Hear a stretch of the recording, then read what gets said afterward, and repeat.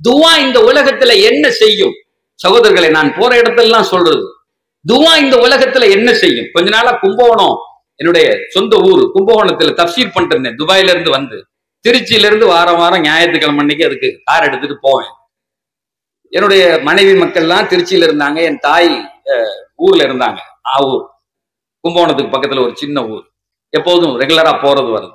ஒரு நாள் அப்படி போயிட்டு இருக்கேன். தாராசுரம்னு, இது திருக்கற்காவூர்னு ஒரு ஊர், அந்த ஒரே ரோடு, அது கிராமத்து ரோடு, அந்த வழியா தான் போகணும். திருச்சியில இருந்து மெயின்ல போகும்போது சாலியமங்கலம். திடீர்னு போயிட்டே இருக்கேன், எதிர்த்தாப்புல ஒரு கார் நிக்குது. ஏதோ ஒரு யோசனையில அப்படி பிரேக் அடிச்சேன். அந்த கார் நின்றுகிட்டு இருந்த காரு பின்னாடி போய் பிரேக் அடிச்சேன். அவன் விருத்துன்னு எடுத்துட்டு போயிட்டான். அந்த கார்காரன் வண்டி எடுத்துட்டு போயிட்டான். அப்புறம் தான் பாக்குறேன், பார்த்தா ஒரே கூட்டமா இருக்கு. எனக்கு என்னன்னு புரியல. அது ஜேஜேன்னு இங்கேயும் அங்கேயும் ஆள் நிக்கிறான். கிராமத்து ஒரு ஒத்த ரோடு, திரும்பி எல்லாம் வர முடியாது, போனா அப்படி போகும். ஆள் நிக்கிறான்னு அப்புறம் கண்ணாடியை பாக்குறேன். பின்னாடி வந்த வண்டி ரொம்ப தூரத்துக்கு முன்னாடியே நிப்பாட்டிட்டாங்க. நான் தெரியாம வேகமா வந்துட்டேன், சரட்டுன்னு அந்த வண்டிக்கு பின்னாடி வந்து நிப்பாங்க. நேரம் ஆக ஆக பெரும் கூட்டம் அந்த ரோட்ல சேர்ந்துட்டான். அது என்ன, நீ காரை சுத்தி என் கார் மட்டும் நடுவுல நிக்குது, முன்னாடி அங்க தள்ளி நிக்குது, இங்க பெரிய கூட்டம் நிக்குது, ஒரே கரோல் ஏன்னு கத்திக்கிட்டு இருக்கான். கிராமம் பூரா எல்லாருமே ஷராபு தண்ணியில நிக்கிறான். பெரிய பெரிய பட்டருவா கத்தி இவ்வளவு பெருசு வீசிட்டு நிக்கிறான். ஒருத்தன் வந்து என் கார்ல அடிக்கிறான் டம்முன்னு. யாரா நீ, எதுக்கு வந்தாங்கறான். சுய நினைவுல இல்ல யாருமே. உடனே ஏசி ஓடிக்கிட்டு இருக்கு, வேக்குது உள்ள. வேற என்ன செய்யும்? கண்ணாடியை லேசா இறக்கிக்கிட்டு பக்கத்துல ஒருத்தன் வந்து கேட்டேன், என்னென்ன நடக்குதுங்கன்னு. ஒண்ணும் இல்ல பாய், கொஞ்சம் ஒரு அரை மணி நேரத்துக்கு முன்னாடி ஒரு லாரிக்காரன் அந்த ஊர் பையனை அடிச்சுட்டு போயிட்டான். பையன் ஸ்பாட் அவுட், அந்த பாடி கிடக்குன்னு நாங்க எடுக்கல. ஒண்ணு கலெக்டர் வரணும், இல்ல டிஎஸ்பி வரணும், அப்படிங்கிறதுக்காண்டி போராட்டம் நடக்குதுங்க. நான் சொல்றது ஒரு இக்கட்டான சூழல். அடிக்கிறான் அப்படி. ஒண்ணு இல்ல, ஒரு கல்லை தூக்கி கண்ணாடியில எரிஞ்சா முடிஞ்சு போச்சு, அவ்வளவுதான். இல்ல என்னமும் நடக்கலாம், அந்த இடம் என்னமும் நடக்கக்கூடிய ஒரு சூழல். முன்னாடி வண்டியில பின்னாடி வண்டியில அங்க நின்னாலும் கூட எல்லாரும் கூட சேர்ந்து நின்றுக்கலாம். அடுத்து தப்சீருக்கு போகணும், மகரிப் எல்லாம் எதிர்பார்த்துட்டு உட்கார்ந்துருப்பாங்களே. இப்படி யோசிச்சுட்டே உட்காந்துருக்கேன், என்ன செய்யறது. இப்ப எங்க உமாவுக்கு போன் போட்டா அழுவாங்க, அப்படித்தானே? இப்ப என் உமாட்ட போன் போட்டு நான் டவுட்ல மாட்டிக்கிட்டேன், என்ன சுத்தி எல்லாரும் பட்டருவா கத்தியோடு நிக்கிறானா, அல்லா அல்லா என் பிள்ளைய காப்பா அப்படின்னு சொல்லுவோம். என் வீட்டுக்காரிட்ட சொன்னா அவளும் அழுவா. இப்ப என்ன செய்யறது? சகோதரர்களே, ஒரு 20 வருஷத்துக்கு முன்னாடி என்னுடைய உஸ்தாதனுடைய முன்னாடி உட்கார்ந்து நான் படிச்ச ஒரு ஹதீஸ் ஞாபகம் வருது. அந்த நேரத்துல படிச்ச ஒரு ஹதீஸ் ஞாபகத்துக்கு வருது. திடீர்னு மனசுல அல்லாஹ் போடுறான். உடனே அந்த வார்த்தையை சொல்ல ஆரம்பிச்சிட்டேன். அங்க உட்காந்துட்டு அந்த ஹதீஸ்ல அந்த எங்க உஸ்தாத் எனக்கு சொல்லி இருந்த செய்தியை சொல்லிக்கிட்டே இருக்கேன். பார்த்தா கூட்டம் நிறைய ஜேஜேன்னு கூடிட்டான். காரை சுத்தி நிக்கிறான் கூட்டம். பேசாம உட்காந்துருக்கேன். ஒருத்தன் அருவா வச்சிருக்கான், கத்தி வச்சிருக்கான், சில பேர் அடிக்கிறான், சில பேர் கண்ணாடி பிடிச்சி ஆட்டுறான், எல்லாம் நடக்குது. அந்த வார்த்தையை சொல்லிக்கிட்டே இருக்கும் போதே திடீர்னு 2 பேர் வந்து கதவை தட்டினா ஒருத்தன். உடனே கண்ணாடி இறக்குனோடனே அவன் கேட்டான், பாய் உனக்கு அறிவு இருக்கான்னா? இல்லைங்க அப்படின்னு. இல்லைங்க நான் இங்க வந்தேன்னு. இல்லைங்கிறத ஒத்துக்கிட்டல, சரிதான்ட்டான். இல்லைங்கிறத ஒத்துக்கிட்ட, இங்க போய் இப்படி வந்து நிக்கிறிய பாய் நிலைமை ஒரு மாதிரி இருக்கு. இப்ப என்னமும் நடக்கலாம் இங்க. நாங்க ஒண்ணு செய்யறோம், அந்த குடும்பத்தார அப்படியே தள்ளிட்டு போறேன் நானு. அவன் சொல்றான், சார் அந்த குடும்பத்தார அப்படியே தள்ளிட்டு போறேன், நாங்க 2 பேரும் உன்னை வேகமா கூட்டிட்டு போய் வெளியே விட்டுறோம், நீ போயிடுறியான்னு கேட்டான். நான் அப்படியே அவனை பார்த்தேன். சரிங்க என்ன. உடனே அவன் 2 பேர் அப்படியே அந்த குடும்பத்தார தள்ளிக்கிட்டே போறான். இந்த 2 பேர் என் முன்ன, நவரியா இதே மாதிரி ஒரு பெரிய கூட்டம், நவரியா கார் போயிட்டே இருக்கு. அந்த குடும்பத்தார் திரும்பி பார்த்துட்டான். அந்த காரை நிப்பாட்டுங்கிறான். கலெக்டர் வர வரையும் நிப்பாட்டு, அதான் நடுவுல மாட்டின காரு, மத்தவன் கூட திரும்பி போயிடுவான். ஏன் நடுவுல நிப்பாட்டன்? அவன் சட்டம் பண்ணவே இல்லை. அதுல ஏதோ மன்னர் வந்து குதிரையில உட்கார்ந்து போவார்ல, அதே மாதிரி நான் போயிட்டு இருக்கேன். நவரியா கடைசியில வந்து அந்த கூட்டம் முடிஞ்ச உடனே அவன் சொன்னான் என்கிட்ட, பத்திரமா பார்த்து போங்க பாய், இல்ல இப்படி வந்து மாட்டிக்கிட்ட நீ அப்படின்னா. கொஞ்சம் தூரம் தள்ளி வந்து பார்த்தா ஒரு 1.5 கிலோமீட்டருக்கு வண்டி நிக்குது ஏத்து சைட்ல, ரோடு சின்ன ரோடு. 1.5 கிலோமீட்டர் தாண்டி வந்து வண்டியை நிப்பாட்டிட்டு ஒரு செகண்ட் அழுவேன். இன்னைக்கு என்னமோ என்னை இழுத்து போட்டு வெட்டினா கூட, சார் நீ ஏன் சார் வந்தம்மா, காரை உடைச்சிருந்தா கூட நான் திரும்ப ரிட்டர்ன் போக முடியாது எங்கேயும், என்னமோ நடக்கலாம். ஒரு இக்கட்டான சூழல். அங்க வந்து நின்று 2 சொட்டு கண்ணீர் விட்டுட்டு சொன்னேன், யார சொல்லா, எங்களை நிற்கதியான இந்த இடத்துல எங்களை எப்படி காப்பாத்துனீங்களோ, இன்ஷா அல்லாஹ் நாளை மறுமையில உங்க கையை பிடிச்சுதான் நாங்க சொர்க்கத்துக்கு போவோம். இங்கே எங்களுக்கு காட்டி தெரியுங்க. நீங்க சொன்ன 1400 ஆண்டுகளுக்கு முன்னால் சொன்ன ஒரு வார்த்தை என்ன அப்படியே தூக்கிட்டு வரலாம். எதிரிகளினுடைய முதுகில் சுமந்து கொண்டு உங்களை கொண்டு வந்து விடுவாங்கனால நிதர்ஜனமா நாங்க பார்த்துட்டோம் யாரோ சொல்லல அப்படின்ட்டு. அல்ஹம்துலில்லாஹ். அல்லாஹ் 4 சலவாத்தை சொல்லிட்டு திரும்ப நான் தப்சீருக்கு போயிட்டேன். இதை வந்து நான் எங்க வீட்டுல அம்மாட்ட கூட ரொம்ப நாள் சொல்லலை. அப்புறம் திரும்ப விடமாட்டாங்க தனியா, அப்படிங்கிறதுக்காக வேண்டி யார்ட்டையும் சொல்லாம இருந்தேன். இப்ப ஒரு துண்டு வாசகம் 1400 ஆண்டுகளுக்கு முன்னால் எம்பெருமானார் சொல்லியிருந்ததை சொன்ன உடனே இது எப்ப சார் தெரியும்? நேரடியாக அனுபவிக்கணும், நேரடியா அனுபவிக்கணும். இனி என் வாழ்க்கையில எக்காலத்திலும் என்னையும் மாறி அந்த வார்த்தை வரும் அல்லவா? 1000 தடவை அதை பயன்படுத்தி இருக்கேன். 1000 தடவை இந்த எவ்வளவோ பெரிய நிகழ்வுகளில் இருந்து அல்லாஹ் தஆலா என்னை எதிரிகளின் முதுகில் தூக்கி சென்றிருக்கிறார். சகோதரர்களே, இதுக்குதான் துவான்னாங்க நபி. நாயகம் ஸல்லல்லாஹு அலைஹி வஸல்லம் மதீனாவில இருந்து மக்கால இருந்து மதீனா போயிட்டு இருந்தாங்க. ஹிஜ்ரத்தினுடைய நேரத்துல எத்தனையோ பேரு குடிக்கிறதுக்காக வேண்டி அங்கங்க போனா யாருமே வரல. கடைசியில ஒரு ஆள் மட்டும் வந்துட்டார். அவர் யாருன்னு தெரியுமா? யாரு பேரு? சுராக்கா வந்துட்டார். பக்கத்துல வந்துட்டார். அப்ப அபூபக்கர் நாயம் சொல்றாங்க, யார சொல்ல சுராக்கா வந்துட்டார், நம்மளை புடிச்சிடுவார். அப்ப இந்த துவாவை ரசூலுல்லாஹ் ஓதுறாங்க. அவர் பூமி உள்ள வாங்குச்சு, இழுத்துச்சு உள்ள. அவர் கொய்யோ வரேன்னு கத்துறான். யார சொல்லா எங்களை விட சொல்லுங்க, என்ன விட சொல்லுங்க, பிடிக்க மாட்டேன் உங்களை, நான் போயிடுறேன். ரொம்ப சின்ன துவா சார், ரொம்ப பெருசுலாம் இல்ல. சொல்ற நான் இதை சொல்றது உங்களுக்கு ஏன் அந்த புரிதல், நான் அனுபவிச்சதை சொல்றேன். இன்னைக்கு எனக்கு அப்படியே ஏன்னா வாழ்வா சாவா நிலையில நின்று சொன்னது அது ரொம்ப பெரிய துவா இல்ல. உங்க குழந்தைகளுக்கு நீங்க சொல்லிக் கொடுங்க. பெண்களே, உங்களுக்கான ஆயுதம் அது. அலி ரலியல்லாஹு தஆலா அன்ஹு அவங்க சொல்லுவாங்க, அத்துஆஉ சிலாஹுல் முஃமின், சிலாஹுல் முஃமின், மூமினுடைய ஒரு கவசம் அது அப்படிமா. பெருமானார் சொன்னாங்க, அந்த துவாவை சொல்லிடுறேன். அல்லாஹும்ம மக்ஃபினீஹிம் பிமா ஷிஅத. அவ்வளவுதான் துவா. அல்லாஹும்ம மக்ஃபினீஹிம் பிமா ஷிஅத. யா அல்லாஹ், இவர்களுடைய விஷயத்தில் எப்படி நீ எனக்கு பாதுகாப்பாக ஆக வேண்டுமோ நீயே போதுமானவன். அந்த வார்த்தை மட்டும்தான். இந்த வார்த்தையை சொன்ன அல்லாஹ் உன்னை அப்படியே இந்த உலகத்தில் இயற்கையை கூட மாற்றி அல்லாஹ் நமக்குரிய சாதனங்களை செய்து தருவான். அந்த இப்ப சாப்பிடுற நேரத்துல பிஸ்மில்லா சொல்லி கொடுக்குறோம்ல, பிஸ்மில்லான்னு சாப்பிடுங்கட்டா அப்படின்னா என்ன நடக்கும்? ஒருத்தன் பிஸ்மில்லான்னு சொல்லி சாப்பிடுறான், என்ன நடக்கும்? பெருமானார் சொல்றாங்க, அந்த சாப்பாட்டில் உள்ள விஷத்தன்மை எடுக்கப்படும், நல்ல தன்மை அதிலே கொடுக்கப்படும். செரிமானத்தினுடைய செய்தி அவன் உடம்புக்கு அந்த உணவு ஏத்துக்கும். பிஸ்மில்லாஹ் இருக்கிறதே அது ஒரு கீ. இந்த உலகத்தை துறக்கிற அது சாவி. அது சும்மா இல்ல.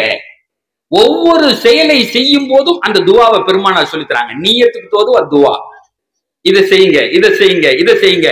துவாக்கள் என்ன செய்யும்? பெருமானார் சொல்லுகிறார்கள், லா துஜிசு ஃபி துவா லிஅன்னஹு லன் யஹலிக அஹதும் மஅ துவா. ஹதீஸ்ல வருகிறது, நீங்கள் துவா கேட்பதில் செழிப்படைந்து விட வேண்டாம். ஏன் தெரியுமா? துவாவோடு ஒருத்தன் என்னைக்கு நாசமா போயிட மாட்டான் நாங்க ரசூலுல்லாஹ். லன் யஹலிக அஹது, ஒரு காலமும் அவன் வீணாகி விட மாட்டான். உங்க பிள்ளைகளுக்கு நீங்க செய்யுங்க, பிள்ளைகளுக்கு சொல்லித் தாருங்கள். இன்றைக்கு நம்மளுடைய குழந்தைகளை எல்லாம் நாம் பள்ளிகளிலே கல்லூரிகளிலே படிக்க வைத்து அவர்களை பட்டதாரிகளாக ஆக்குவதற்கு பெரும் முயற்சிகளை எடுக்கிறோம். வரவேற்க தகுந்த செய்தி.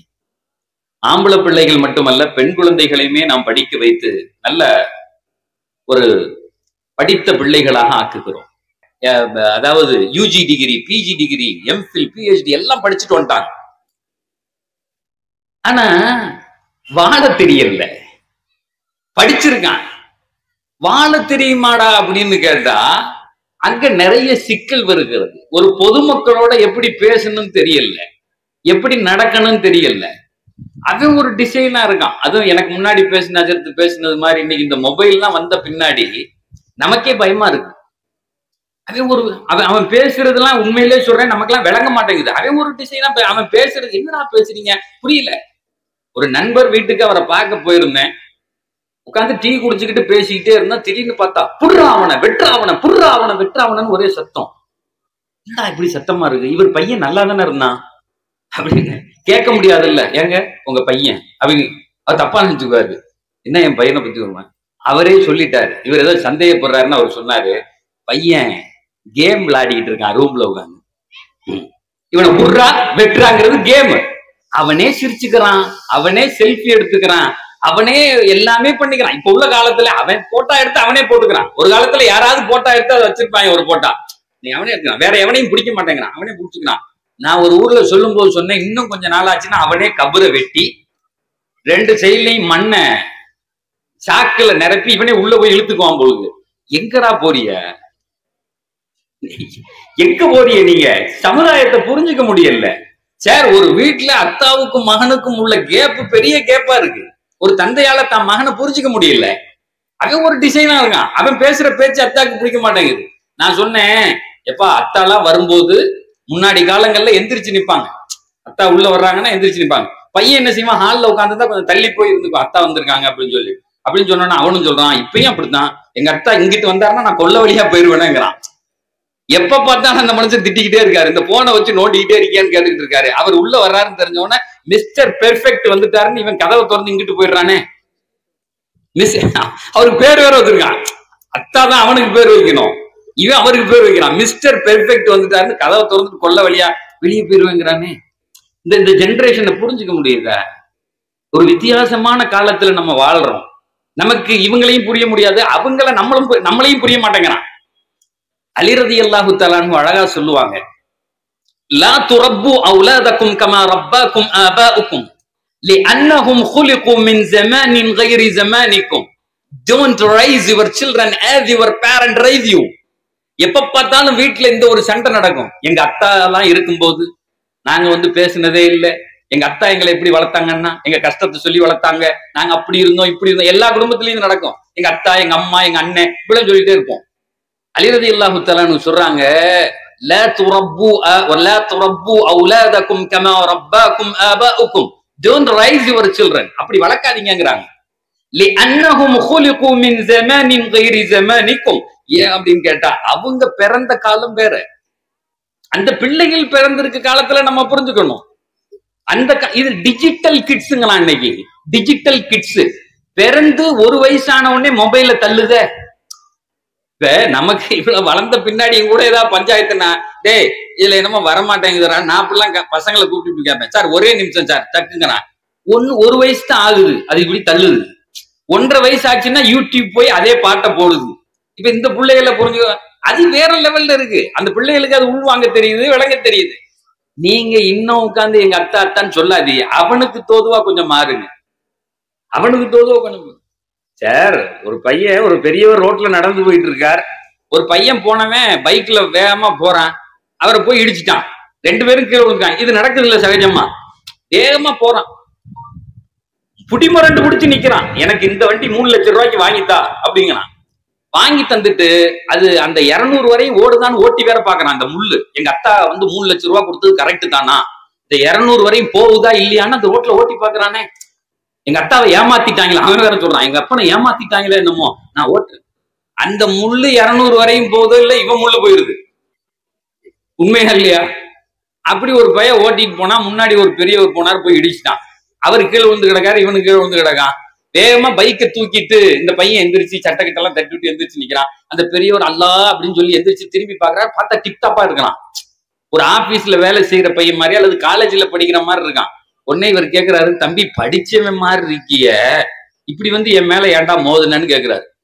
கேட்கறது நியாயம் தானேங்க. ஏன்னா டிப்டாப்பா ட்ரெஸ் பண்ணிருக்கேன், இன்ஷர்ட் பண்ணிருக்கேன், சட்டை பேண்ட் எல்லாம் போட்டு நல்லா பாக்குறதுக்கு பந்தாவா இருக்கிய, என் மேல எடுக்குதா மோதுனன்னு கேட்ட உடனே அந்த பையன் ஒரு பதில் சொல்றான். சார் அது நீங்க எல்லாம் தெரிஞ்சுக்க வேண்டிய பதில். அவன் சொல்றான், எங்க சிலபஸ்ல இதெல்லாம் சொல்லி கொடுக்கலங்கிறான். படிச்சவன் மாதிரிக்கேன்னு அவன் பதில் சொல்றான், எங்க சிலபஸ்ல காலேஜ்ல இதெல்லாம் இல்ல போயா அப்படின்ட்டு வண்டி எடுத்துட்டு போறான்.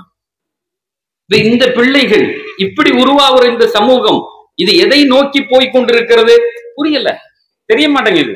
இந்த பிள்ளைகளை வழிப்படுத்த வேண்டிய கடமை பெற்றோர்களுக்கானது, ஆசிரியர்களுக்கானது, இந்த சமூகத்திற்கானது.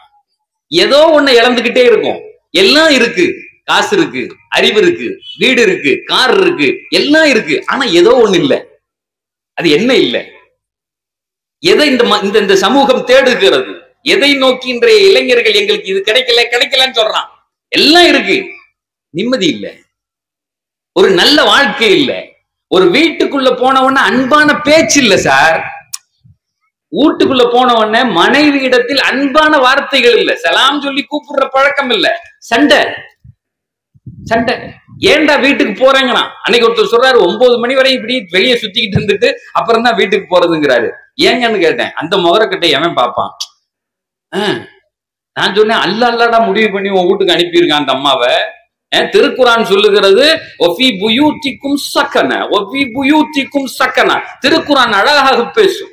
ஒரு நண்பர் இடையில சொன்னாரு, ஹசரத் பாஸ்போர்ட் வச்சிருக்கீங்களான்னு கேட்டாரு. வச்சிருக்கேன் வச்சிருக்கேன், துபாய் எல்லாம் போயிட்டு வந்திருக்கேங்க. உடனே அவர் சொன்னாரு, போன வாரம் சுவிட்சர்லாந்து போயிட்டு வந்தேன். இப்ப இந்த குற்றாலம் கொடைக்கானல் எல்லாம் பிடிக்க மாட்டேங்குது ஹசரத்துங்க, அதெல்லாம் பழசா போச்சுங்கிறானே. நம்ம ஆளுகளே சொல்றான், சுவிட்சர்லாந்துக்கு கண்டிப்பா ஒரு தடவை போங்க. நான் போயிட்டு வந்தேன் குடும்பத்தோட. எப்படி டிக்கெட் போடுறது, எங்க தங்குறது எல்லாமே நான் சொல்றேன், ஒன்னும் பிரச்சனையே இல்ல.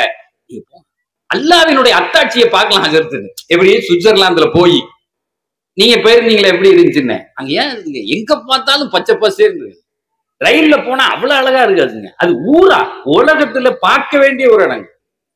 நான் சொன்னேன், நீங்க போனது எதுக்குன்னு? கொஞ்ச நாள் போய் நிம்மதியா இறந்துட்டு வரலாம். அல்லாஹ் திருக்குறான்ல சொல்றான், வஃபி புயூத்திக்கும் சக்கனா, நீ தேடுகிற அமைதி உன் இல்லத்தில் இருக்கிறதுங்க. ஓ வீட்டுல இருக்கு, அங்க வச்சிருக்கேன் நான். கொஞ்சம் உன் குழந்தைகளை பார், உன் மனைவியை பார், இதெல்லாம் பார்த்து சந்தோஷம் அடைஞ்சேன்னா வீட்டுக்குள்ளே நிம்மதி கிடைக்குங்கிறான். ஆனா இன்னைக்கு இந்த உலகம் அப்படி இல்லைங்குது, அது காணா போச்சுங்குது. அந்த நிம்மதி இல்ல. ஏன் இல்ல? ஏன் இல்ல? அந்த நிம்மதி எங்க போச்சு? அதை எங்க போய் தேடுறது? சக்சஸ்ஃபுல் லைஃப், வெற்றியான வாழ்க்கை அப்படின்னா என்ன? திருக்குரான் அழகாக சொல்லித்தரும். அடுத்தவனை தோற்கடிப்பதல்ல வெற்றியான வாழ்க்கை. இன்னைக்கு நமக்கு அதைத்தான் சொல்லித்தரான், பள்ளிக்கூடத்துல இருந்து சொல்லித்தரான். வெற்றினா என்ன? மத்தவனை கீழே போட்டு மிதிக்கணும், நம்ம மேல வந்து நான் ஃபர்ஸ்ட். சின்ன பிள்ளைல இருந்து சொல்றாங்கல்ல, நான் ஃபர்ஸ்ட் மார்க் எடுக்கணும், டிஸ்ட்ரிக்ட் ஃபர்ஸ்ட், ஸ்டேட் ஃபர்ஸ்ட், எல்லாத்தையும் நான் தான் முதல்ல இருக்கணும். ஏத்துறான், கீழே கொடுத்துக்கிட்டே இருக்கான். மத்தவனெல்லாம் ஏதாவது செஞ்சாவது நான் முதல்ல வந்துடணும் சார். ஆனா இதுக்கு நேர் மாற்றமான ஒன்றை இஸ்லாம் சொல்லுகிறது. சக்சஸ்ஃபுல் லைஃப்னா என்ன தெரியுமா சார்? நான் அடிக்கடி போற இடங்கள்ல சொல்றது, ஒரு கோல் செட் பண்ணிக்கிறான், அதை நோக்கி ஓடுறான், போய் அந்த இடத்தை அடைஞ்ச உடனே அடுத்து என்ன செய்யறதுன்னு தெரியல, அப்படி நிக்கிறான். 2 லட்சம் ரூபாய் மாச சம்பளம், வாசல்ல BMW கார் நிக்குது, 5000 ஸ்கொயர் ஃபீட்ல வீடு இருக்கு, எல்லாம் கிடைச்சிருச்சு. அங்க போய் நின்ட்டான், என்ன செய்யறதுன்னு தெரியல. 30 வயசுல வாழ்க்கை சுத்தமா ஒண்ணு இல்லாம போகுது. அப்புறம் கேக்குறான், நான் ஏன் இருக்கணும், செத்து போயிருக்காங்கிறானே. நல்லா விளங்கிக்கீங்க, முடிஞ்சு போச்சு, எல்லாம் கிடைச்சிருச்சு, காரு கிடைச்சிருச்சு, வசதி கிடைச்சிருச்சு, வீடு கிடைச்சிருச்சு, புள்ள கிடைச்சிருச்சு, லட்ச லட்சமா காசுகள் கிடைச்சிருச்சு. அப்புறம் நான் ஏன் இருக்கணும்? இனி எனக்கு ஒண்ணுமே இல்லை, செத்து போயிருக்காங்கிறான். பெருமானார் சொல்லுவாங்க, கடைசி நேரத்தில் இந்த உலகத்தை விட்டு நாம் பிரிகிறது வரை இந்த உலகத்தை அனுபவிக்கணும். எப்ப மௌத்தா போறோமோ அது வரையும் இந்த உலகத்தை அனுபவிக்கிறது தான் இந்த உலகத்திலே அல்லாஹ் நம்மை கொண்டு வந்ததற்கான அடையாளம். ஒரு மனுஷன் ரூஹு பிரிகிற வரையும் எல்லாத்தையும் அனுபவிக்கணும். அழகாக பெருமானார் சொல்லுவார்கள், லா யமூதன்ன அஹதுக்கும், லா யமூதன்ன அஹதுக்கும் இல்லா வஹுவ யுஹ்சினு ஸன்ன பில்லாஹ். உங்கள் மரணம் எப்படி தெரியுமா நிகழணும்? நீங்க எப்படி பிறந்தீங்க உங்களுக்கு தெரியாது, ஏதோ வந்துட்டீங்க உலகத்துல, எப்படி வந்தீங்க தெரியாது. ஆனால் you can design your death. பெருமானார் சொல்லுகிறார்கள், உங்கள் மரணத்தை நீங்கள் நிர்ணயிக்க முடியும். உங்கள் மரணத்தை நீங்கள் நிர்ணயிக்க முடியும். எப்படி நிர்ணயிப்பது? என் மரணம் வெற்றியோடு நிகழ வேண்டும். நான் இறக்கிற போது அது ஒரு கொண்டாட்டமாக இருக்க வேண்டும். என்னுடைய இறப்பு இந்த உலகத்தில் ஒரு கொண்டாட்டமாக இருக்க வேண்டும். நான் போகிற போது பெருமானார் சொல்லுவார்கள், என் காலடியில் என் மனைவி நிற்க வேண்டும், எனக்கு சைட்ல என் பிள்ளைகள் நிக்கணும், எல்லாரும் என்ன சுத்தி என் பேரன் பேத்தி எல்லாரும் நிக்கிற நேரத்துல நான் சொல்லணும், எனக்கு ஒரு நேர தொழுகைகள் கூட கவா இல்லை, நான் எந்த கடனையும் உங்கள் மீது ஏற்றவில்லை, நான் எல்லா பணிகளையும் முடித்து விட்டேன், இப்ப மௌத்தாயிருவேன், நான் போயிட்டு வரட்டுமா, உங்களை சொர்க்கத்துல சந்திக்கிறேன்னு சொல்லணும். நாங்க ரசூலுல்லாஹ் சொல்லணும். நாங்க இதை ஒரு இடத்துல சொன்னோன்னு ஒருத்தர் சொன்னார், இப்படிலாம் நடக்குமா ஜாதத்தை, அப்படிலாம் எவனா சொல்லிட்டு போக முடியுமா? இப்ப எப்படி சார் நடக்குது?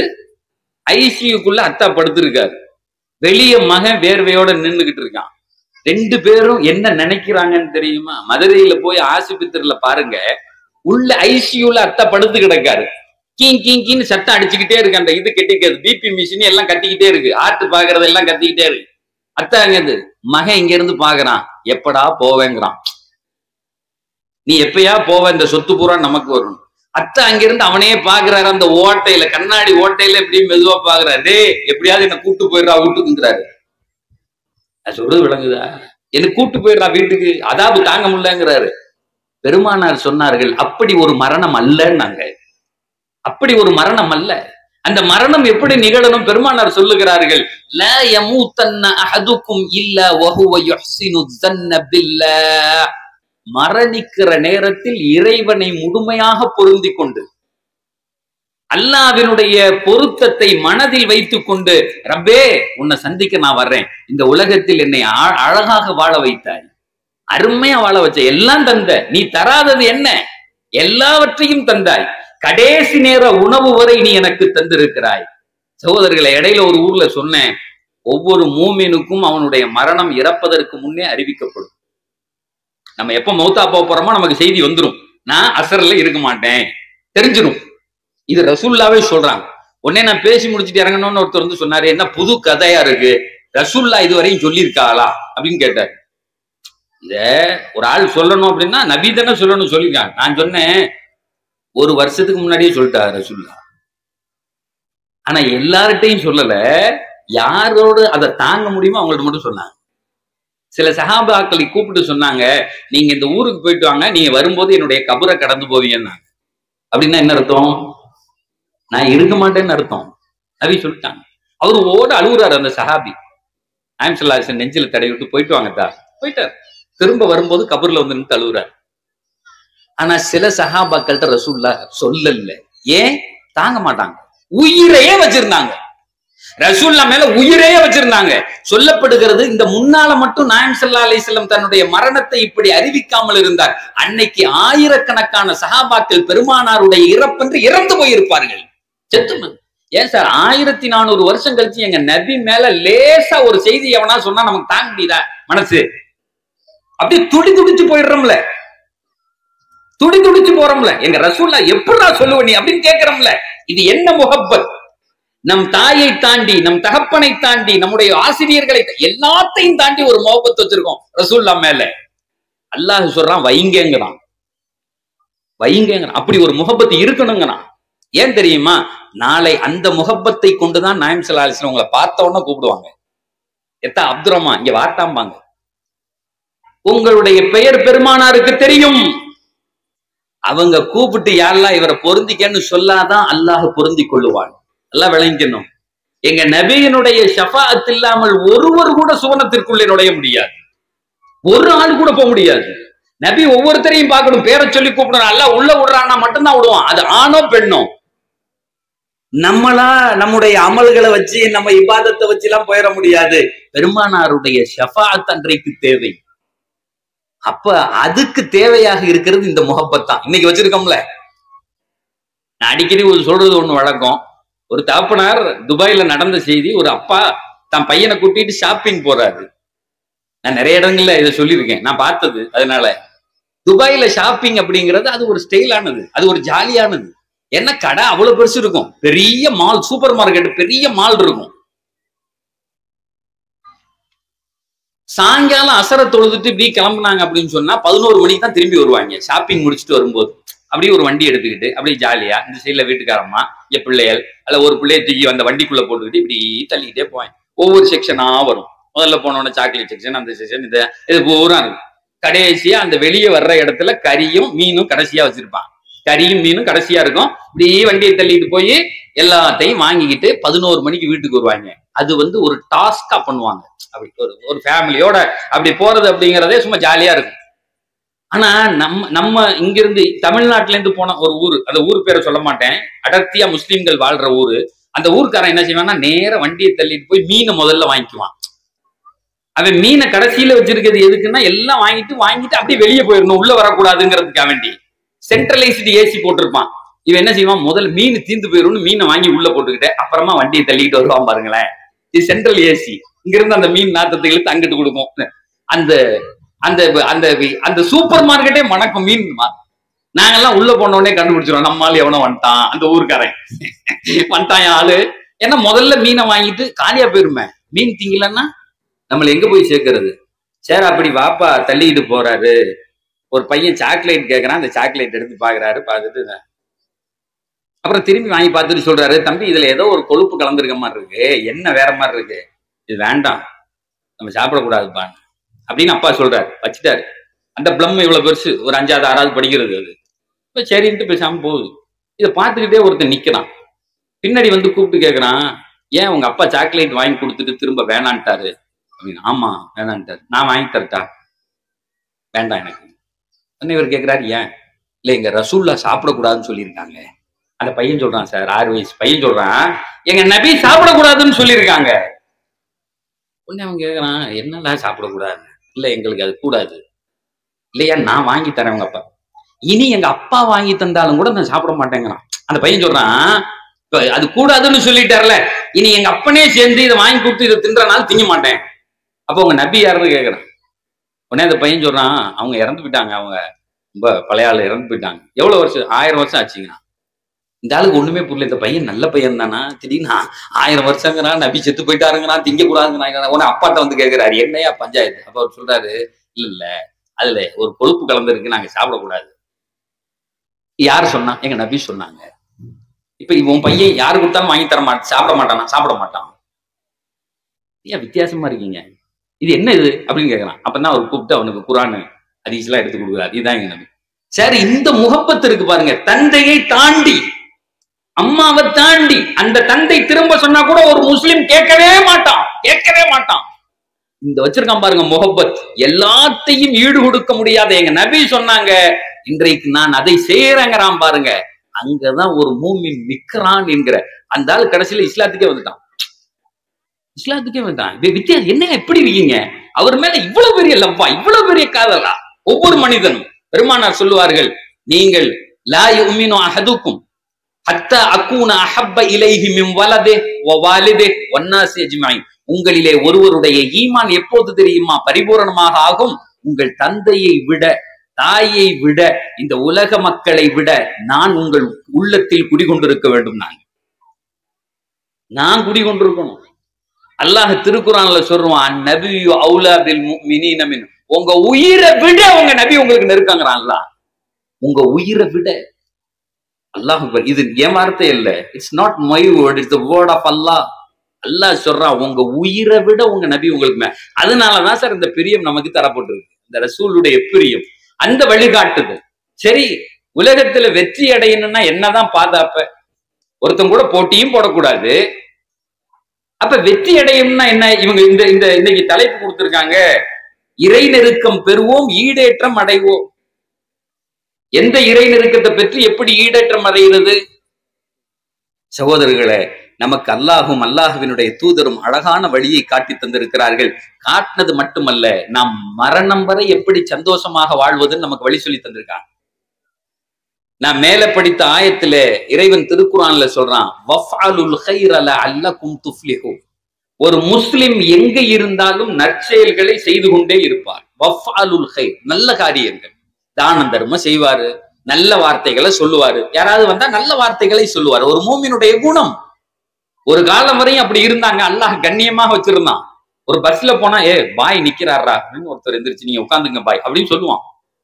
அந்த தோற்றமும் அந்த சொல்லும் அந்த செயலும் அப்படி காட்டி தரும். நல்லதைத்தான் சொல்லுவார். ஒரு மூமின் வேற எந்த பேச்சையும் பேச மாட்டார். பெருமானார் சொல்லுவார்கள், அழகாக சொல்லுவார்கள், மன் கான யுமினு பில்லாஹி வல் யௌமில் ஆகிர் ஃபல்யகுல் கைரா. இந்த ஹதீஸ படிக்கும் போதெல்லாம் நான் சந்தோஷப்படுவேன். பெருமானார் சொன்னாங்க, எவன் அல்லாஹுவையும் அல்லாஹுவினுடைய தூதரையும் நம்பி இருக்கிறானோ, கியாமத்தை நம்பி இருக்கிறானோ, அவன் நல்லதையே பேசட்டும். யாராவது வந்து ஏதாவது சொல்றாங்க, சிறப்பா செய்யுங்க. ஒரு பையன் வந்து எக்ஸாம் எழுத போறேன் ஐஏஎஸ்க்குன்னு சொல்றான், நல்லா எழுது தம்பி, நீ தான் ஃபர்ஸ்ட் வருவ. ஒருத்தர் வந்து கடை வைக்க போறேன்னு சொல்றாரு, இந்த மாதிரி கடை வைக்க போறேன், சூப்பரா செய்யுங்க, அல்லாஹ் உங்களுக்கு பறக்க செய்வான். இப்படி சொன்னா எப்படி இருக்கும்? கடை வைக்க போறேன்னு ஒருத்தர் வந்து சொல்றாரு, சொன்னோன்னே நீ சரி விளங்கும்டா அப்படின்னா அவன் என்ன செய்வாம? கிறுக்கு பை, இவன்கிட்ட போய் சொன்னேன் பாரு. ஒருத்தன் படிக்கிறதுக்கு வந்து சொல்றான், 10வது பரீட்சை எழுத போறேன்னு துவா செய்யுங்க. ஆமா, படிச்சவன் எல்லாம் கழிச்சான், நீ என்னத்தான் நீ படிச்சு போற அப்படின்னா அந்த பையனே சொல்லுவான், தூசாயா நீ அவன் கேட்பான். இல்லைன்னா மனசுலனாலும் நினைச்சுக்குவான், கேட்க முடியாட்டியும் கூட மனசுல நினைச்சுக்குவான். இந்த ஆள்கிட்ட வந்து சொன்னேன் பாரு, ஒரு பையன் பக்கத்துல வரமாட்டான். சும்மனாலும் சொல்லணும், சும்மனால் நல்லா செஞ்சு தருவான். பெருமானார் சொல்லுகிறார்கள், உங்கள் வார்த்தைகள் பதிவு செய்யப்படும், வார்த்தைகள் பதிவு செய்யப்படும், நல்ல வார்த்தையை பேசிக்கிட்டே இருங்க. அப்ப நாயம் ஸல்லல்லாஹு அலைஹி வஸல்லம் சொல்றாங்க, நீங்கள் நல்ல வார்த்தைகளை பேசுங்கள், பேசினால் நல்லதையே பேசட்டும். அப்படி அவர் பேசினார்னா அவரு அல்லாஹுவையும் கியாமத்தையும் நம்புறாருன்னு அர்த்தம்னாங்க. ஒரு ஒரு 10-12 வருஷத்துக்கு முன்னாடி இந்த ஹதீஸ துபாயில ஒரு பள்ளியில பேசுறேன். யார் என்ன பேசினாலும் அவர் நல்லதையே பதில் சொல்லட்டும் அப்படின்னு ரசூலுல்லாஹ் சொல்லியிருக்காங்க. அதனால நம்முடைய வார்த்தைகள் நன்றதாக இருக்கட்டும். Be aware, be care of your words அப்படின்னு சொல்லிட்டு பேசி முடிச்சுட்டு வந்து செப்பல் போடுறேன்.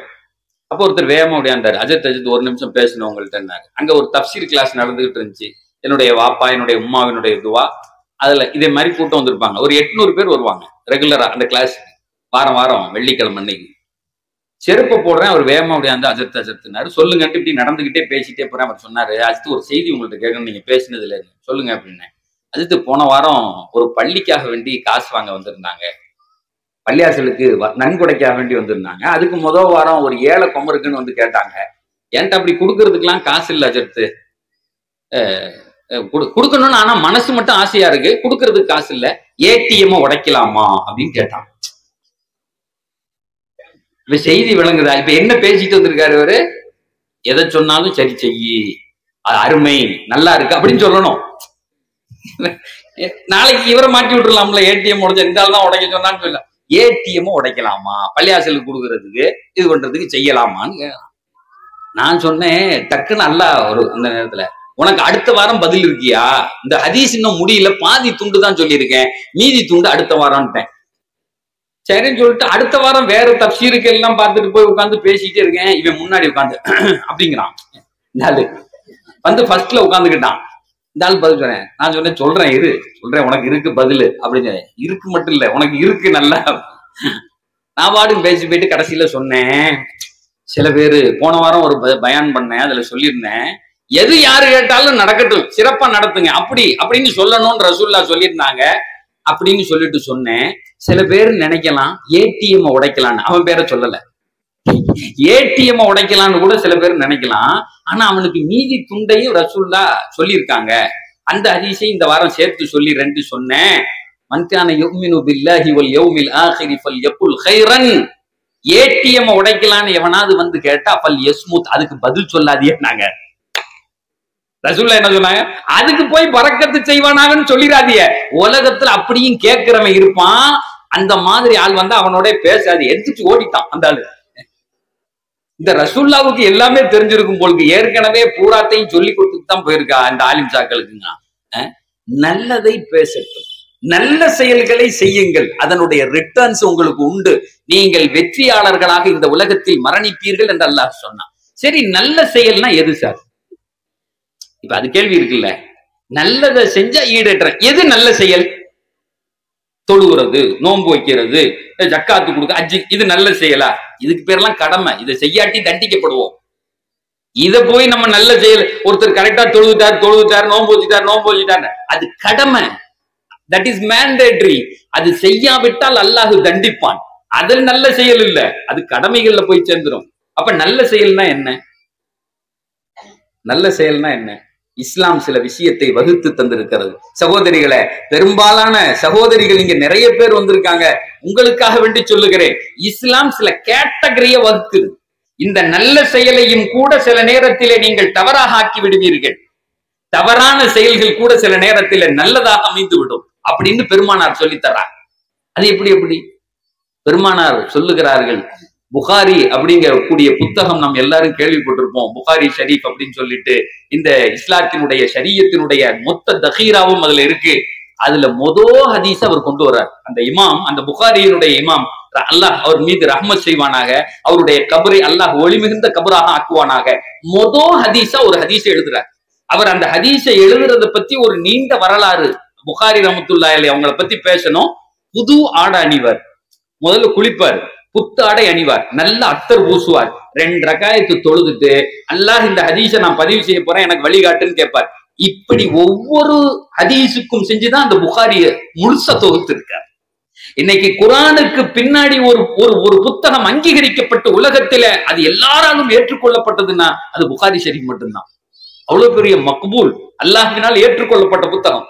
அந்த புத்தகத்தினுடைய முதல் ஹதீஸ்ல அந்த இமாம் ஒரு ஹதீஸை கொண்டு வர்றார். அது என்ன தெரியுமா? நான் ஓதும் போது ஆரம்பத்துல ஹம்து ஸலாத்துக்கு பின்னாடி அந்த ஹதீஸை படிச்சேன். இன்னமல் அஅமாலு பின்னியாத், உங்களுடைய செயல்கள் எல்லாம் உங்கள் எண்ணத்தை கொண்டுதான். செயல்கள் செயல்களாக அல்ல, எண்ணத்தை கொண்டுதான் அங்கீகரிக்கப்படுகிறது. நீங்க என்ன நினைக்கிறீங்களோ அதுதான் அந்த செயலுடைய விளைவாக இருக்கும்னு எழுதலாம். இது நீண்ட ஹதீஸ், இது ஒரு நீண்ட செய்தி. ஆனால் நம்முடைய குழந்தைகளுக்கு சொல்லிக் கொடுக்கப்படாத ஒரு செய்தி. நம்ம தொழுவோன்னு சொல்றோம், நோம்போய் சொல்றோம், நல்ல செயல் செய்யுங்கிறோம். அதை செய்யும் போது என்ன எண்ணத்தோடு செய்யணும் சொல்லித்தரது இல்லை. சொல்லித்தரது இல்லை. யார் சார் சொல்லித்தரா? சஹாபாக்கள் சொல்லுவாங்க, தஅல்லம்னல் குர்ஆன வல் அமல மஅ. நாங்கள் பெருமானாரிடத்திலிருந்து ஒரு ஆயத்தை படிப்போம், அதை எப்படி அமல் செய்யறதுங்கிறத படிப்போம், என்ன நீயத்துல அமல் செய்யறதுங்கிறதையும் படிப்போம். இது இப்படி செய்யும் போது யார சொல்ல, எங்களுக்கு என்ன மனோநிலை வேண்டும், நாங்க என்ன நீயத்து வைக்கணும். இப்ப மகரிப் தொழுதோம், எல்லாரும் தொழுகிற நேரத்துல என்ன நீயத்து வச்சுட்டு தொழுதோம்?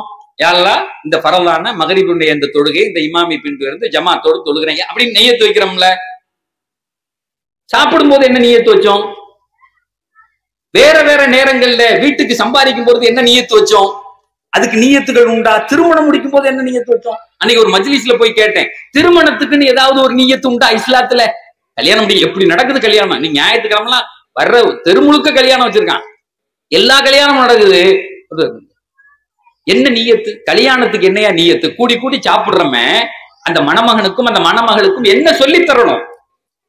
நீயத்து இந்த சமூகத்தில் மிக முக்கியமானது. ஒரு பரமான தொழுகையை இன்னொருவருக்கு காட்டுகிறேன் என்று தொழுதால் அந்த தொழுகை பாழா போயிரும் நாங்க ரசூலுல்லாஹ். தொழுகை பரவானதுதான், தொழுகை அற்புதமானதுதான். இன்னொருத்தருக்கு காட்டுறேன், மன் ஸல்லா யுராஇ ஃபகத் அஷ்ரக். பெருமானார் சொல்லுகிறார்கள், இவனுக்கு காட்டணுங்கிறதுக்காக வேண்டி நீ தொழுதியா, ஃபகத் அஷ்ரக, அவன் இறைவனுக்கு இணை வைத்து விட்டான் இன்னொருவரைங்கிறாங்க. எவ்வளவு பெரிய வார்த்தை, எவ்வளவு பெரிய வார்த்தை அது. அப்போ நீயத் அப்படிங்கிறது முக்கியமானது இஸ்லாத்துல. மொத்த குர்ஆனையும் நம்ம எடுத்து பார்த்தா அமல்களை செய்யும் போது என்ன நீயத் வைக்கணுங்கிறத அல்லாஹ் வரிசையா நமக்கு சொல்லி தர்றான். மனோநிலைகளை குறித்து பேசப்பட வேண்டும், நம்ம பிள்ளைகளுக்கு சொல்லி தரணும். எதுக்காக வேண்டி சம்பாதிக்கிற சார்? முக்கியமானது, இந்த பிள்ளை MBA வரையும் படிச்சிருக்கான். நான் போற கிளாஸ்ல எல்லாம் கேட்கறது, அடே எதுக்கியா சம்பாதிக்கிற? நீ படிச்சு முடிச்சுட்டு சம்பாதிக்க போற, எதுக்கு? என்ன சார் இப்படி கேக்குறீங்க? சாப்பிடுறதுக்கு தான். எதுக்கு சம்பாதிக்க? ஒரு ஜான் வயிறு இல்லாட்ட இந்த உலகத்தில் எல்லாம் திண்டாட்டம்னா இந்த ஒரு ஜான் வயிற்றுக்கு தான் சார் இவ்வளவு கஷ்டப்படுறோம். நீயத்தை பெருமானார் சொல்லி தருகிறார்கள். அந்த நீயத்துல நம்ம வேலை செஞ்சோம் அப்படின்னு சொன்னா நம்ம காசு நம்ம வீட்டுல இருந்து கொளிக்கும், அப்படியே பொங்கும் காசு. என்னைக்கு முதல் சம்பளம், என் மாணவர்களுக்கு சொல்லுவேன், என்னைக்கு முதல் சம்பளம் கை நீட்டி நீங்கள் வாங்கினீர்களோ மரணம் வரை அந்த செல்வத்தை அல்லாஹ் உங்க கையில அப்படியே வளர்த்து எடுப்பான். காசு இல்லைங்கிற பேச்சு இருக்கவே இருக்காது. உங்களுக்கு செல்வத்தினுடைய வாசல்கள் திறந்து விடப்படும். எப்ப தெரியுமா? நான் ஏன் சம்பாதிக்கிறேன் அப்படிங்கக்கூடிய அந்த எண்ணத்தை பெருமானார் சொல்லி தந்தது மாதிரி நீ செஞ்சன்னா, இல்லைன்னா வறுமையிலே இருப்ப, வறுமையிலே இருப்ப. என்னுடைய நண்பர் ஒருத்தர் சொல்லுவாரு, எங்க கம்பெனியினுடைய மேனேஜர் அங்க துபாயில இருக்கும்போது, எங்க கம்பெனி மேனேஜரு, அவருக்கு 2 ஒய்ஃப், வெளிநாட்டுக்காரரு, ஏதோ ஒரு சிறியனா என்னமோ 2 ஒய்ஃப். சம்பளம் போட்ட உடனே மறுநாளே 2 பாதி பிரிச்சு எடுத்துருங்களாம் காசை. மேனேஜர் சார் கோட்டு கிட்டலாம் போட்டு ஜம்முன்னு வருவானா அந்த ஆளு, பாதி பாதி அதுகளே பிரிச்சு காசை எடுத்துருங்களாம் ஏடிஎம்ல. இவர் உள்ள வந்து உட்காந்துக்கிட்டு காசு இருக்காதான். அந்த டீ கொடுப்பான்ல ஒரு பையன், அவனை கூப்பிட்டுட்டே 10 ரூபா இருந்தா தாடா. யாரு சொல்லுவான், நம்ம ஊர்ல பக்கிரிச்சாவை விட இவன் மோசமான இருக்கான்னு சொல்லிட்டு. ஆனா சம்பளம் 50,000 ரூபா, 50,000 திர்ஹம்ஸ் அந்த ஊருக்காரருக்கு. லட்சக்கணக்கான ரூபால சம்பளம். ஊர்காசுக்கு எப்படியும் ஒரு 15 லட்சம் ரூபா வரும் மாச சம்பளம். 15 லட்சம் இப்ப வந்து 23 ரூபான்னு நினைக்கிறேன் துபாய் காசு. அவ்வளவு சம்பளம் வாங்கிட்டு டீ கொடுக்குறவன்ட்டே 10 ரூபா கொடுறாங்களாம். இது வெளியில இருந்து உதாரணம் சொல்றேன், நீங்களுமே பார்க்கலாம். காசு இருக்கும், ஆனா தேவைப்படுற நேரத்துல அது பயன்படாது, இருக்காது. தண்டாடி தடுமாறி நிற்பான். பெருமானார் அதுக்கு வழியை சொல்றாங்க. அந்த நீயத்து எப்படி இருக்கும்? கல்யாணம் முடிக்கும் போது நீயத்து, படிக்கும் போது நீ ஒன்னொன்னையும் சொல்லி தராங்க சார். நீயத்து தான் அசல். பெருமானார் சொல்லுவார்கள், நீயத்துல் முஃமின் கைரும் மின் அமலே, நீயத்துல் அமலுல் முனாஃபிகி கைரும் மின் நிய்யத்தே, குல்லுன் யஅமலு அலா நிய்யத்தே.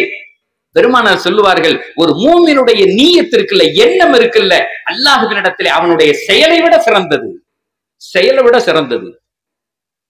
ஏன் அப்படின்னு கேட்டா, செயல்ல கூட சில நேரத்துல இவன் பாப்பான் அவன் பாப்பான், அல்லது ஏதாவது ஒரு எண்ணத்தினுடைய கலப்பு இருக்கும், நீயத்துல கலப்பே இருக்காது. ஏன்னா அது உள்ள இருக்குல்ல.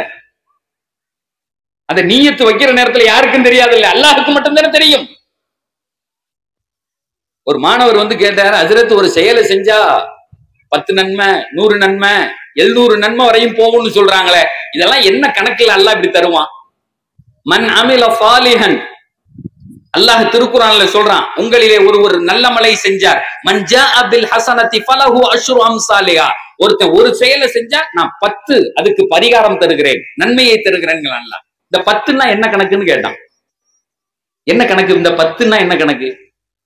ஏன் 10? 700 வரையும். இன்னொரு ஹதீஸ்ல வருது, கணக்கிட முடியாத நன்மையை அல்லாஹ் தருவான். இந்த கணக்கிட முடியாத நன்மையை நான் எப்படி அடையிறது அப்படின்னு ஒரு பையன் கேட்கிறான். 1க்கு 10 வேணுமா, 700 வேணுமா, கணக்கிட முடியாதது வேணுமா? எனக்கு கணக்கிட முடியாதது வேணும், நான் எப்படி செய்யறது? அப்பதான் நான் அவனுக்கு சொன்னேன், ஒவ்வொரு செயலையும் பெருமானார் ஒரு நீயத்தை சொல்லி கொடுத்திருக்கிறார்கள், அதன்படி நீ செஞ்சா அது பன்மடங்காயிரும். அது இல்லாம நீ சும்மா சாதாரணமா செஞ்சா 1க்கு 10 நன்மை. அல்லாஹ்விடத்துல அதுதான் கூலி. ஒரு செயலை செஞ்சா 10 நன்மை, அல்லாஹ் புறத்திலிருந்து 10ஐ தருவான். அந்த நீயத்தை எப்படி கத்துக்கிறதுன்னு கேட்டான். அதுதான்ப்பா மெயின். அதை தேடி அடையணும்னு தேடணும். அதை தேடணும். தேடாம நடக்காது. நீயத்துகள் எங்கே குறைபடுகிறதோ அது சொல்லித்தரதே இல்லை சார். வருத்தமான விஷயம். எதையோ சொல்லித்தரோம். ஏன் அப்படின்னு கேட்டா, குர்ஆன் சொல்லும், மனிதன் இருக்கிறானே உடலும் உயிரும் கலந்தவன். சோல் உண்டு உள்ள, அவனுக்கென்று ஒரு மனம் உண்டு. உடலுக்கு பேசுவதை போன்றே குர்ஆன் உள்ளத்துக்கும் பேசும். ரெண்டையும் சேர்த்து தான் அல்லாஹ் பேசுவான். உடல் இப்படின்னா உள்ளம் இப்படி, உடல் இப்படின்னா உள்ளம் இப்படி, மாறி மாறி குர்ஆன் பேசிக்கொண்டே இருக்கும். இது என்னுடைய சப்ஜெக்ட். நான் அங்க திருக்குர்ஆனுக்கு தஃப்சீர் பண்ணிட்டு இருந்தேன். நான் அதுல ஆழமா நான் ரொம்ப அதுல ஒவ்வொரு ஆயத்தையும் எடுத்து பார்த்தா ஜிலேபி மாதிரி இருக்கும் சார். ஒரு 1/2 கிலோ ஜிலேபி சாப்பிடுறது மாதிரி.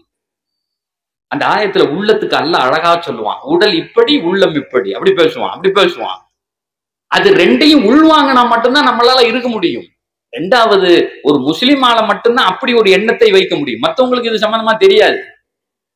ஒரு முஸ்லிம், ஒரு ஹதீஸ்ல பெருமானார் சொல்றாங்க, மன் ஹம்ம பி ஹஸனத்தின் லம் யஅமல்ஹா, ஒருத்தன் ஒரு நன்மையை செய்யணும்னு நினைக்கிறான். சார் இப்ப போறோம், யாராவது நின்னா ஒரு சோறு வாங்கி கொடுப்போம்னு நினைக்கிறார் வெள்ளிக்கிழமை அன்னைக்கு, அல்லது ஒரு 10 ரூபாய் காசு கொடுப்போம்னு நினைக்கிறாரு. லம் யஅமல்ஹா, ஆனா வாய்ப்பு கிடைக்கல. போய் பார்த்தாரு பள்ளியாசல்ல யாரும் இல்ல. 10 ரூபாய் கொடுக்கணும்னு பாக்கெட்ல இருக்கு. இப்படி சில நேரத்துல நடக்கும்ல. நம்மளே யாருக்காவது சாப்பாடு வாங்கி கொடுக்கலான்னு போவோம், ஆள் இருக்க மாட்டான், திரும்பி வந்துருவோம், பாக்கெட்ல காசு இருக்கும். பெருமானார் சொல்லுகிறார்கள், செஞ்ச நன்மையை அல்லாஹ் எழுதிடுவாங்கிறாங்க. மன் ஹம்ம பி ஹஸனத்தின் லம் யஅமல்ஹா குத்திபத் லஹு ஹஸனா, அவனுக்கு ஒரு நன்மை எழுதப்படும். வமன் யஅமல்ஹா, நினைச்சிட்டு செய்யவும் செய்யறான், குத்திபத் லஹு அஷ்ரா, அவனுக்கு 10 நன்மை எழுதப்படும். வாங்கி கொடுத்துட்டான், 10 ரூபாய்க்கு சோறு வாங்கி கொடுத்துட்டான், 100 நன்மை அல்லாஹ் எழுதிடுவான். 10 மடங்கு அப்படி கிடைச்சிடும் நன்மை. திரும்ப பெருமானார் விடல, மீண்டும் சொல்லுகிறார்கள், மன் ஹம்ம பி ஸய்யிஅத்தின், ஒரு பாவத்தை செய்யணும்னு ஒருத்தன் நினைக்கிறான். பாவம் தான், தண்ணி அடிக்கணும்னு நினைக்கிறான், தப்பா ஏதாவது ஒண்ணு செய்யணும்னு நினைக்கிறான், லம் யஅமல்ஹா, செய்யல. சார் பாவம் செய்யணும்னு நினைச்சு செய்யாதவனை என்ன செய்யணும்? அல்லாஹ் வடுவா உன்னை என்ன செய்யணும் அப்படி சொல்லணும்ல. ரசூலுல்லாஹ் சொல்றாங்க, குத்திபத் லஹு ஹஸனா, அவனுக்கு அல்லாஹ் ஒரு நன்மை எழுதும். பாவம் செய்யணும்னு நினைச்சிட்டு செய்யல, நன்மை எழுதப்படுகிறது. மன் அமில பிஹா, எவன் அந்த பாவத்தை செஞ்சானோ, குத்திபத் லஹு வாஹிதா, ஒரு பாவம் தான் எழுதப்படும். ஒரு பாவம் தான் எழுதப்படும். ஒரு பாவம் செஞ்சா 10 பாவம் எழுதப்படாது. வயம்ஹுஹா, திரும்ப பெருமானார் சொல்றாங்க, சில நேரத்துல அல்லாஹ் இறக்கப்பட்டு அழிச்சிடலாம். சரி போய் என்னுடைய அடியான் அழிய அழிச்சிடலாம் சொல்லிட்டு பெருமா சொல்றாங்க, அல்லாஹ்வினுடைய இந்த செயல்கள்ல ஒரு மனிதன் தானே அழியணும்னு நினைச்சாலும் அழிய முடியாதுங்கிறாங்க. லா யுஹ்லிகுஹா இல்லா ஹாலிக், எவ்வளவு மோசமான, அதாவது ஹதீஸ்ல அதுக்கு விளக்கம் எழுதுகிற பெருமக்கள் சொல்லுகிற போது சொல்றாங்க, எத்தனையோ மனிதர்கள், வைலுன் லிமன் கலபத் ஆஹாதுஹு அஷ்ராத், ஒரு மனுஷனுக்கு 10 நன்மை இருக்கு, ஒரே ஒரு பாவம் செய்யறான், இப்படி 10 10 பாவம் நன்மைகள் சேர்ந்துகிட்டு இருக்கு. ஒவ்வொரு நன்மையை இந்த 10 வென்றாது. 10களை ஒன்னால் வெல்ல முடியாது. ஒரு மனுஷனுடைய பாவம் எப்படி இருந்தாலும் கம்மியா தான் சார் இருக்கும். அப்படித்தானே? நன்மைகளாக அல்லாஹு தஆலா நிரப்பி வச்சிருக்க. அவனே தர்றான். அது 70 மடங்காக அதிகரிப்பதற்கு காரணம் நல்ல எண்ணம் மட்டுமே, வேற எதுவுமே கிடையாது. அதுதான் கூட்டி விடும். ஆனா ஒரு மனுஷன் தன்னுடைய எண்ணத்தால் நல்ல செயல்களை கூட கெடுத்து விடுவான். அப்துல்லாஹ் இப்னு முபாரக் அப்படின்னு சொல்லக்கூடிய ஒரு பெரியவங்க சொல்றாங்க, ருப்ப சகீரின் கப்பரத்துஹு நிய்யா ருப்ப கபீரின் ஸகரத்துஹு நிய்யா. எத்தனையோ பெரிய பெரிய அமல்கள் அவன் எண்ணத்தால் சுருங்கி போகிறது, சின்னதாயிருது. எத்தனையோ சின்ன செயல்கள் அவன் எண்ணத்தால் விரிந்து போகிறது. அப்ப அங்க மனம்தான் அதுக்கு மெயினா இருந்து வேலையை பார்க்கு. சகோதரர்களே, ஒரே ஒரு செய்தியை சொல்றேன். எப்படி சம்பாதிக்கணும்னு பெருமானார் சொல்லி தராங்க. நீங்க எல்லாம் பெரியவங்களா இருக்கீங்க, அடுத்து சம்பாதிக்கிறதுக்கு தகுதியா அடுத்த பிள்ளைகள் வாலிபர்கள் இருக்காங்க. ஒரு மனுஷன் சம்பாதிக்கும் போது என்ன நியத்துல சம்பாதிக்கணும்? ஹலாலா சம்பாதிக்கணும், அப்படித்தானே? என் சாப்பாடு ஹலாலா இருக்கணும், அது எல்லாரும் சொல்றதுதான். அது இல்ல, அதை தாண்டி ஒண்ணு இருக்கு. பெருமானார் அதை சொல்லி தர்றாங்க. மன் தலபத் துனியா ஹலால இஸ்திஃபாஃபன் அன் மஸ்அல வஸயன் அலா அஹ்லி வதஅத்துஃபன் அலா ஜாரி. பெருமானார் சொல்லுகிறார்கள், உங்கள் சம்பாத்தியம் எப்போது ஹலாலான சம்பாத்தியம் எப்போது பெருகும் அப்படின்னு சொல்றாங்க. எப்ப பெருகும்? அந்த சம்பாத்தியத்தினுடைய நியத் என்ன? பெருமானார் சொல்லுகிறார்கள், மன் தலபத் துனியா ஹலால. எவன் ஒருத்தன் தன்னுடைய ஹலாலான முறையில சம்பாதிக்கிறானோ அந்த நேரத்துல இந்த 3 நியத்து இருக்கணும். 3 நியத்து இருக்கணும்னு பெருமானார் சொல்றாங்க. ஒன்னாவது இஸ்திஃபாஃபன் அன் மஸ்அலா. நான் யாரிடத்திலும் கையேந்த கூடாது. முதல் எண்ணம். நான் சம்பாதிப்பதனுடைய முதல் நியத், முதல் நோக்கம் யாரிடத்திலும் கையேந்த கூடாது. மரண பந்தம் என் ரிஸ்கை என் ரப்பு தரணும். யாரிடத்திலையும் சொந்த பிள்ளைகிட்ட கூட கையேந்த கூடாது, கேட்க கூடாது. எனக்கு அதத்தான் இதத்தான் இல்ல, என் மரணம் வரை என் ரப்பு என்னை பாதுகாத்துக் கொள்ளுவான். வமா மின் தாப்பத்தின் ஃபில் அர்தி இல்ல அலல்லாஹி ரிஸ்குஹா. அல்லாஹ் தான் ரிஸ்க தரணும், வேற யாரும் இந்த உலகத்தில் அதை நிரப்பமாக்க முடியாதுன்னு குர்ஆன் சொல்லுகிறது. முதல் செய்தி, அல்லாஹ் யாரிடத்திலும் கேட்க கூடாதுங்கிற நோக்கத்துல சம்பாதிக்கணும். ரெண்டாவது பெருமானார் சொல்றாங்க, இஸ்திஃபாஃபன் அன் மஸ்அல வஸயன் அலா அஹ்லி. நான் சம்பாதிக்கிறது என் மனைவிக்கு, என் மக்களுக்கு. பெருமானார் சொன்னாங்க, திருக்குர்ஆன் சொல்லும், நீங்கள் சம்பாதிப்பதில் மிக அழகானது யாருக்கு தெரியுமா? முதல்ல உங்க தாய் தந்தைக்கு, உங்கள் மனைவிக்கு, உங்கள் குழந்தைகளுக்கு. உங்கள் மனைவியின் வாயில் நீங்கள் ஊட்டுகிற கவலம் இருக்கிறதே, அதுவும் சதக்கானாங்க ரசூலுல்லாஹ். அழகிய பொருளால் அவர்களுக்கு ஊட்டுவது. ஸயன் அலா அஹ்லி வதஅத்துஃபன் அலா ஜாரி. மூணாவதாக சொன்னாங்க, பக்கத்து வீட்டுல இருக்கவங்களும் சிரமப்பட்டாங்கன்னா அவங்களுக்கும் கொடுக்கணும்னு நினைக்கணும். இவரு ஹலாலா சம்பாதிக்கிறாரு, இந்த 3 எண்ணத்தையும் வச்சிருக்காரு, 3 நியத். தாய்மார்களை உங்களுக்கு சொல்லுகிறேன், உங்கள் குழந்தைகளை வளர்த்தெடுக்கிற போது, வேலைக்கு அனுப்புகிற போது நீங்க சொல்லி தரணும் இந்த செய்தியை உங்க பிள்ளைகளுக்கு. இந்த எண்ணம் தான் உன்கிட்ட இருக்கணும். மன் தலபத் துனியா ஹலாலா. ஹலாலான முறையில் ரிஸ்கை தேடிவிட்டு இந்த 3 எண்ணத்தையும் வைத்தால் பெருமானார் சொல்லுகிறார்கள், லக்கியல்லாஹ யௌமல் கியாமா வஜ்ஹுஹு மிஸ்லல் கமரி லைலத்தல் பத்ரி. 15வது பக்கம் நிலவை போன்ற அவன் முகம் இருக்கிற நிலையில் அல்லாஹ் அவனை சந்திப்பான் கியாமத்திலே. அவருடைய சம்பாத்தியம் கடைசி வரை, கியாமத்து வரை அவனை வளர்த்து விடுவதாக இருக்கும். அதே திரும்ப சொல்றாங்க ரசூலுல்லாஹ், மன் தலபத் துனியா ஹலாலா. எவன் ஒருத்தன் ஹலாலான முறையில் ரிஸ்கை தேடுகிறானோ, முகாசிரன் முஃபாகிரன் முராயியன், நிறைய ஆக்கணும் என் காசு அப்படின்னு நினைக்கிறான். முகாசிரன், என் காசு ரொம்ப வரணும், ஹலாலா தேடுறாரு. முஃபாகிரன், பெருமையோடு, எனக்கு வந்த காசுகள் இவ்வளவு பெரிய பங்களா கட்டிருக்கேன், கார் வாங்கிடுவேன், வெளியே பென்ஸ் கார் நிக்குது, அந்த எண்ணத்தை வெளிப்படுத்தணும் அப்படின்னு நினைக்கிறாரு. முகாசிரன் முஃபாகிரன் முராயியன், காட்டுவதற்காக வேண்டி சம்பாதித்தால் லக்கியல்லாஹ யௌமல் கியாமா வஹுவ அலைஹி கத்பான். பெருமானார் சொல்லுகிறார்கள், இறைவனை கோபமான நிலையில் அவர் சந்திப்பார். சகோதரர்களே, முதலாவது செய்தி இருக்கிறதே, நீயத்து சரி செய்யப்பட வேண்டும். நம்முடைய குழந்தைகளுக்கு இதை சொல்லி கொடுக்கணும். என்ன நீயத்துல ஒன்னையும் செய்யணும். அந்த செய்வதோடு சேர்த்து பெருமானார் இன்னொரு செய்தியையும் சொல்லி தர்றாங்க, அதை வார்த்தைகளாகவும் சொல்லிக் கொடுங்கள். சகோதரர்களே, இந்த உலகத்தில் நாம் வாழுகிற வரை வெற்றியோடும் சுகமாகவும் வாழ்வதற்கான வழியை நம்முடைய ஷரியத்தும் அல்லாஹ்வினுடைய தூதரும் நமக்கு காட்டி தந்திருக்கிறார்கள். அந்த வழியில் வாழ்ந்தால், நம் எண்ணங்கள் மாறினால், நம் துவாக்கள் மாறினால் இந்த உலகத்திலே சுகமாக வாழலாம். கபரும் சுகமாகும், மறுமையும் சுகமாகும். அந்த அத்துணையும் அல்லாஹு தஆலா நமக்கும் இந்த ஊருடைய மக்களுக்கும், இங்கே வந்திருக்கிற, இங்கே வராமல் இருக்கிற மற்ற ஊர்கள், இந்த உலகத்தில் உள்ள அனைத்து முஸ்லிமான ஆண் பெண்களுக்கும் அல்லாஹ் தந்தருள் புரிவானாக. என்னை இங்கே அழைத்து பேச வைத்த நகர ஜமாத்துல் உலமாவினுடைய அவர்களுக்கும், இங்கே இருக்கிற ஊர் தலைவர்கள், பள்ளியினுடைய ஜமாத்தினுடைய பொறுப்புதாரிகள் அத்தனை பேருக்கும் நன்றியை சொல்லி முடிக்கிறேன். வ ஆகிரு தஅவானா அல்ஹம்துலில்லாஹி ரப்பில் ஆலமீன். அஸ்ஸலாமு அலைக்கும் வரஹ்மத்துல்லாஹி வபரகாத்துஹு.